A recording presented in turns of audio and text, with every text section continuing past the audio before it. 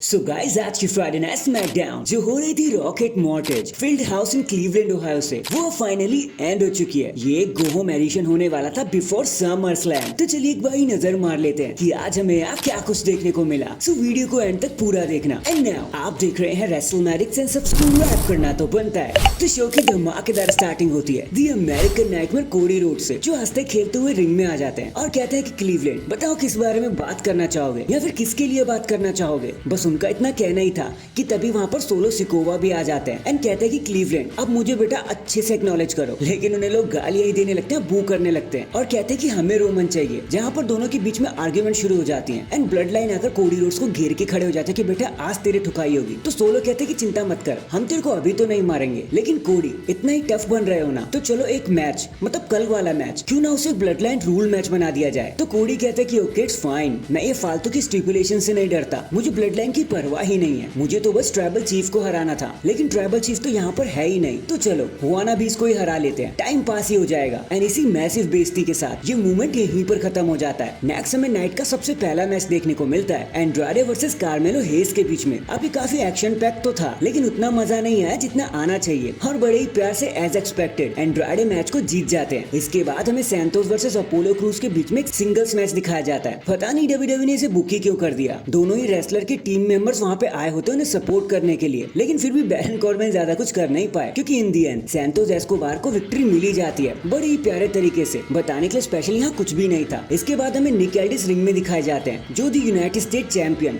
लोगन पॉल को इंट्रोड्यूस करते हैं एंड देन हमें home town hero Logan Paul वहाँ पे आते हुए नजर आते हैं। जिसके बाद लोगन पॉल रिंग में आते हैं, कहते हैं कि सी मैं कितने टाइम से यूनाइटेड स्टेट चैंपियन हूँ और आगे भी रहूंगा। बुरा तो मुझे एले नाइट के लिए लगता है कि वो मुझसे लड़ने वाला है और वो जीत ही नहीं सकता। पता नहीं आप लोग उम्मीद ही क्यों रखते हो। जिसके बाद वो अपना चैंपियनशिप पोस्टर भी रिलीज करते हैं जिस पर ये लिखा होता है, एले नाइट का साइन लिखा होता है जिस पे। लेकिन तभी वहाँ पर एले नाइट भी आ जाते हैं एंड एले नाइट कहते हैं कि बहुत बढ़िया, बहुत अच्छा पोस्टर लगा मुझे, इस पर तूने मेरा कैच फ्रेज ये भी लिखा हुआ है, बट सी आज तो मेरे पास तुझे भी दिखाने के लिए बहुत कुछ है। जिसके बाद एले नाइट बैक स्टेज में चले जाते हैं और वो लोगन पॉल की ट्रक पर बैठ जाते हैं और उसे लेकर वहाँ से भाग ही जाते हैं। लोगन पॉल उन्हें चेस करने की कोशिश करते हैं, लेकिन इसका कुछ खास फायदा हो नहीं पाता। एले नाइट तो वहाँ से चंपत होकर निकल लेते हैं और लोगन पॉल को आज मुंह ही देखना पड़ जाता है। नेक्स्ट हमें the women's tag team championship match देखने को मिलता है जब Bianca Belair and Jade Cargill challenge कर रहे थे Alba Fyre and Isla Dawn को। मैच में देखो बताने के लिए कुछ खास हुआ नहीं फ्रैंकली स्पीकिंग, बट जब बियंका एंड जेड मैच को ऑलमोस्ट जीतने ही वाले थे कि तभी ब्लेयर डेवनपोर्ट वहाँ पर आ जाते हैं और उनको डिस्ट्रैक्ट करने लगते हैं, उन पर अटैक करने लगते हैं एंड मैच डिस्क्वालिफिकेशन की वजह से एंड हो जाता है। देखो डिस्क्वालिफिकेशन की वजह से